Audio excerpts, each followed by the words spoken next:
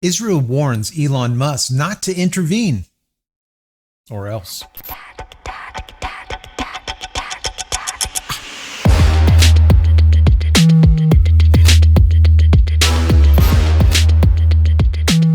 Everybody, welcome back to the channel. Thank you so much once again joining me for tea time. Today, we have a little bit of fireside.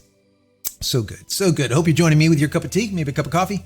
Hanging out, talking tech, talking photo, talking video. Today is a technology day, kind of, sort of. We're going to be talking about the Israel conflict, but also how Starlink could play a role with this conflict and how it did basically with the Ukraine. So I thought this was very interesting. Over the last week, I've had this operation and I've been kind of incapacitated. I haven't had any videos out. I have to apologize. I do want to say thank you so much to all of you guys for all of the well wishes. It was really, really appreciated. So we're going to attempt to do this one really quickly because I can't sit in one spot for a long period of time.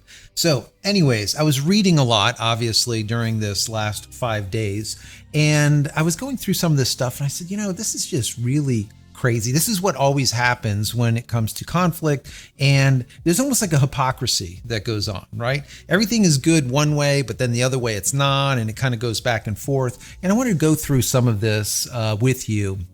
And what is going on with Starlink? Is Starlink going to be a service that is provided to Gaza and the Gaza Strip and for humanitarian efforts, or will it not? And really at the end of all this, I want to know your thoughts on it, because there's a lot of polarization going on here. But for me, I'm just going to stay neutral and get your opinion. What do you think? I'll give you my thoughts on some of the little intricacies of what's going on here, obviously, because what I do here is commentary.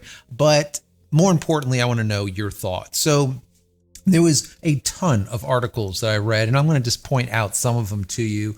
A couple of them were on TechCrunch, on Yahoo, some from the UK. I read articles from all over the place, and that's how I kind of come up with an unbiased opinion, because there's a lot of different opinions out there. And if I get all of them, then I can kind of make up my own mind. And I hope you guys do the exact same thing, because I do think that it is very, very important. And not everyone does that today. I think that's one of the major problems that has been going on here with society, is people just believe one thing that they get from one channel or one mainstream media or one source. And that is just it. That is just law, right? That's like biblical. Whatever they say goes. And I just don't believe in that. I think that you should hear everything, even your opponents, because maybe they are right in some certain situations. And I have seen in the past that is the case. Anyways, let's get into this first article and then we'll get into it a little bit deeper. This is from TechCrunch. Now, this story was on October 17th. So this was a little while back, but it gives context of what's going on. It says Israel is discussing with SpaceX to roll out Starlink internet service, especially for communities near the conflict zone.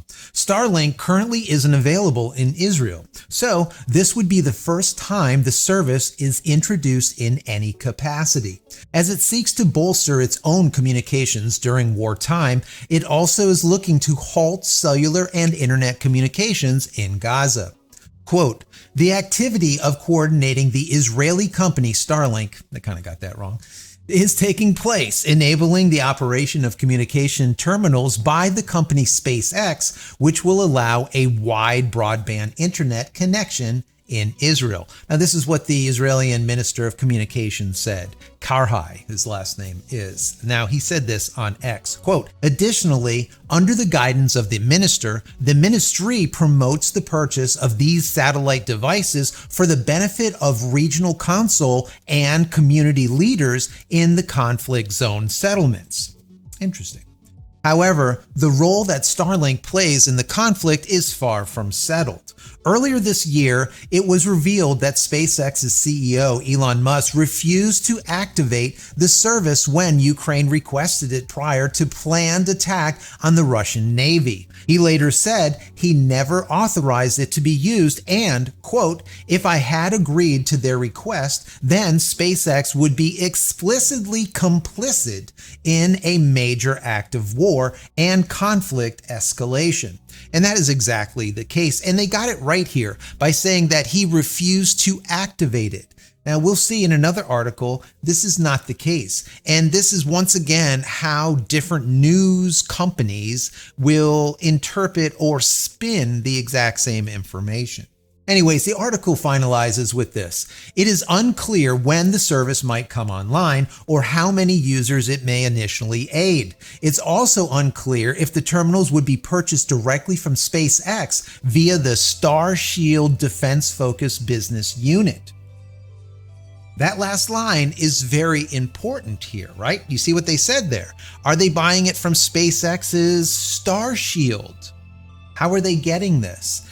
And the reason for that is that Elon has deferred any type of war provisioning of his service of Starlink to Starshield. And that was a brilliant thing. I talked about this in a few videos ago. This way it takes Elon out of the geopolitical game, right? He gives it to the governmental arm of Starlink, which is Starshield. He basically takes himself out of the mix and says, well, go to Starshield and try to get these units. If you can get them, then we will decide if we're going to turn them on or not. That is also a factor because he has the final say if these things are turned on or not, unless they are the Starshield satellites. And at that point, he washes his hands of it and says, you do what you want with them. All right. And this is the difference between Starshield and Starlink, even though they're the same. Starshield, once again, is the governmental arm of Starlink. The government basically bought into it, and now they have access to it to kind of do as they will with it, within reason. Now, interestingly here, 10 days later, things have really changed. And once again, this kind of is why I'm doing this video, because it shows how at one moment we see Israel saying, listen, we want SpaceX, we want Starlink, we need Starlink so that we can cut off service for communication service of cell as well as internet communications in Gaza, but we will still have internet access using Starlink. Well, once again, 10 days later, maybe not so much. The article over on Yahoo News summarized a lot of different articles from the Wall Street Journal, from Forbes, from The Independent, from a UK source, a whole bunch of different places. So I figured I would share this with you. It says Elon Musk said that Starlink satellite internet will be made available to aid organizations in Gaza after communications were cut off. Now, these organizations were humanitarian organizations. That wasn't stated here, but that's what it was said. Now, internet and cellular service in Gaza Strip went down after Israel bombarded the territory. It then began its first ground incursion into Gaza. The emergency 101, I guess that's the equivalent to our 911, telephone number wasn't working, meaning that ambulances could not be called. Many journalists and aid workers in the Gaza Strip were also out of contact. Israel's communication minister, Shlomo Karhi, later responded to Musk's post on X, saying Israel would fight against SpaceX's CEO's effort to offer Starlink to Gaza. Very, very different than 10 days ago, right? He basically said this is his quote. He says, Israel will use all means at his disposal to fight this. Hamas will use it for terrorist activities. There is no doubt about it. We know it. And Musk knows it. Hamas is ISIS. Perhaps Musk would be willing to condition it with the release of our abducted babies, sons, daughters, elderly people, all of them. By then, my office will cut any ties with Starlink. What does that even mean? I don't even get that. You do this and you offer this to them for the release of all of your people. And then in the meantime, we're going to cut ties with you. So I don't know if that's exactly what he was trying to say here. But the bottom line here is he's kind of pissed. He's like, no, I don't want you to offer this service in Gaza at all, because we can see that Hamas or ISIS will then use it against our forces. Completely different to what we heard just 10 days ago, where it's like, yes, Israel does want Starlink because we want the service for ourselves so that we could continue having internet or connectivity in the region where we shut down all cell towers as well as all internet connectivity completely. So, once again, it's good for the goose, but not the gander. That's just how it works. And in times of war, this is what happens. And like I said, in 10 days, things have changed. So now all of a sudden, we are going to completely cut ties with you if you do provide Starlink as a humanitarian aid into the region, because we feel that Hamas and ISIS will use it against us.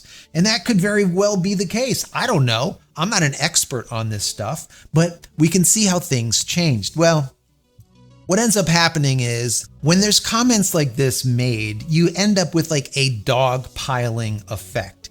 And a lot of people come out of the woodwork, right? Out of the basement to comment, right?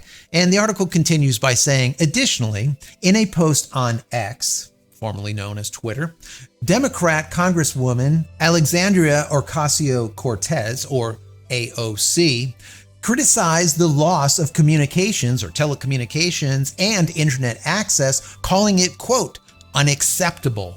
Representative AOC criticized Israel for the decision to cut all communications in Gaza as part of the war effort. She wrote this, quote, cutting off all communications to a population of 2.2 million is unacceptable. Journalists, medical professionals, humanitarian efforts, and innocents are all endangered. I do not know how such an act can be defended. The United States has historically denounced this practice. Now, Elon Musk ended up responding to AOC's comment, even though she did not focus this comment to him. In my personal opinion, I think it was stupid of him to even respond to her. The reason being, in my personal opinion, I think AOC is kind of like a child. I think that she should be seen, but not heard. I think she should be ignored, not given any time at all. That's just my personal opinion. I know a lot of you guys out there, because I've said this in the past, do believe that she is brilliant. She's very knowledgeable. I think that she's not the sharpest tool in the shed. That's my opinion. I think she lacks wisdom. All right. She's very young, and the greater majority of the statements that she makes are just, in my opinion, not wise. They are, let's just say, stupid outright.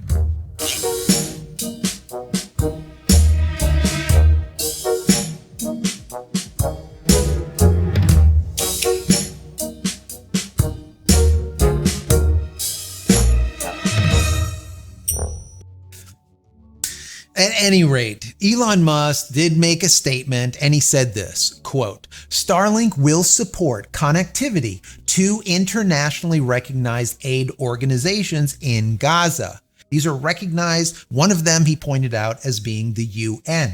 So this is always his model, right? He doesn't want to help either side on the war effort, but he wants to help in humanitarian aid if he can. And that's the same thing that happened in the Ukraine, even though some people got it a little bit backwards. Anyways, the article continues with, there has not been any confirmation that Starlink has formally offered its service beyond Musk's tweet. It is also unclear whether there are any Starlink terminals which are required for the satellite internet connection to work in Gaza. Now, this was according to the Wall Street Journal. And this was a statement actually made by Elon at that time, basically saying there is currently no connectivity there at all. That's Israel, Gaza, anywhere. There is no connectivity as of that moment. He was going to offer it, but as of right now, there is none. The role Starlink's connectivity in the Ukraine war has attracted controversy over the control it offers Elon Musk in the conflict. He has been accused of shutting off the Starlink network in Crimea during the Ukraine attack on the Russian naval fleet last year. Once again, this is 100% false. All right. This is from Yahoo News. Once again, perpetuating a fallacy that he somehow turned off Starlink in Crimea just before the attack on a Russian naval fleet. 100% BS. But like I said, that's why you have to read everything with an open mind, right? And understand what's facts and what's fallacy. What's facts and what's fiction? This is fiction because, as we know, he did not shut off Starlink before they were to attack this naval fleet. It was never turned on ever. There was no connectivity at all. They requested it and he said no. That was it. Completely different. But once again, this is how it is spun from different news organizations. Take it all with a grain of salt, people. All with a grain of salt. Anyways, the article finalizes with Mark Regev, a senior advisor to the Israeli Prime Minister, Bibi, or Benjamin Netanyahu, told BBC Radio 4 on Saturday morning that, quote, in military operations conducted by the British Army and the American Army, often it is standard behavior to disrupt the communications of your enemy. And this is absolutely the case. So, coming full circle here, where do you stand on this? Do you think that, once again, 10 days ago, we saw that Israel was saying, listen, we absolutely want Starlink. Give us Starlink. We are in talks with Elon Musk. We want Starlink on the Gaza Strip so that our army will have connectivity when we turn off connectivity to all the Gazians. Is that a word? I don't know. To all the people of Gaza and no longer have any type of cell phone or any other type of communications, cutting off communications. We want communications through Starlink. 10 days later, when Elon Musk says, hey, we're going to give it to everyone in Gaza that is of a humanitarian type of aid, authorized humanitarian type of aid, like the UN or people like that. All of a sudden, things just changed completely. And they said, absolutely not. If you do that, we're going to fight you tooth and nail. And then we are going to cut all ties with you, Mr. Musk. Period. So where do you stand on that? Do you think that Elon Musk should provide this humanitarian aid of SpaceX Starlink to the region? Number one. Number two, do you think Starshield should provide humanitarian aid to the Gaza Strip? Once again, using Starlink satellites, but through the governmental arm of Starlink, Starshield, provide aid, humanitarian aid, to the Gaza Strip? Or do you think that they should abide by what the Prime Minister and all of the rest of them said? Listen, we want no Starlink at all. Do not turn it on, because if you do, we are going to focus you. We are going to cut ties with you. And chances are what will happen is as soon as you turn one of those on in Gaza, we're going to focus it and probably drop a bomb on it. Because they can very easily do that. Because we know how Starlink works. There is certain frequencies that Starlink uses for the communication between the dishy and the satellite. The up and down. We know what those are, and it's very easy to sniff out those signals in an area. Not hard at all. So it could be a problem. Now, there's a fourth option here, guys. There's a fourth option. And maybe it is not available as of right now. Maybe it is. I don't know. But what happens with the whole T-Mobile thing? What happens with that satellite to cellular network? What happens when you no longer need a dish and you could use any phone that has 4G and now be able to interact with a satellite overhead if you have clear skies? All of a sudden, you do not need the dish anymore. Now what do you do?